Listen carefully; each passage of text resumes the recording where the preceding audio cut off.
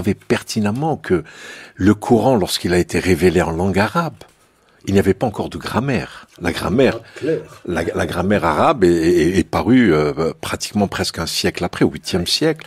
Et donc, il y a beaucoup d'interprétations. Je vous donne un simple exemple. On dit que lorsque tu ne t'entends pas avec ta femme, il y a un verset coranique qui le dit, ben, tu peux la frapper. Ben, moi, personnellement, je considère que ce mot daraba, qui effectivement peut avoir le sens de frapper, en réalité, quand vous prenez l'application de ce verset coranique, c'est en réalité s'éloigner d'elle.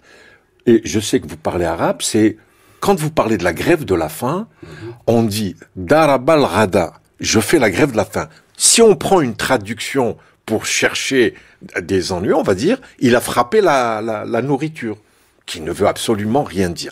Donc il faut faire très attention. Je prends cet exemple simplement parce que aujourd'hui, la langue arabe est tellement riche. Il faut aujourd'hui faire cet effort. C'est un travail qui a été fait par le christianisme et le judaïsme, qui ont été revisités leurs textes sacrés. Et aujourd'hui, on ne peut pas dire à l'islam, tiens, il est figé, c'est comme ça, il faut le prendre. Il y a un travail à faire qui doit se faire. Oui, mais l'objection que vous ferait Rémi Braque, c'est que la Bible est un texte inspiré, alors que le Coran est un texte dicté par Dieu. Oui. Et s'il est dicté par Dieu, y a-t-il vraiment une marge d'interprétation? Mais bien sûr, l'interprétation ne pose pas de problème. C'est effectivement, moi je considère que le Coran, c'est la parole de Dieu. Ça, pour moi, c'est en tant que croyant, encore une fois. Hein.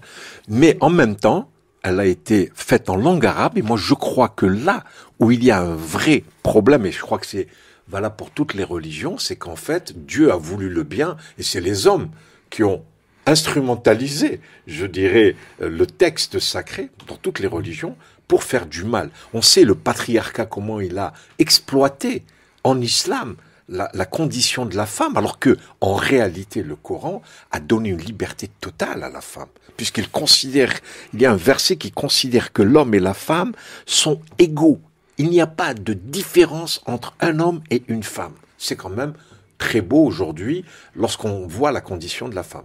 Écoutez, j'ai qu'une chose à dire après vous avoir entendu, monsieur le recteur, que Dieu, à son tour, vous entende.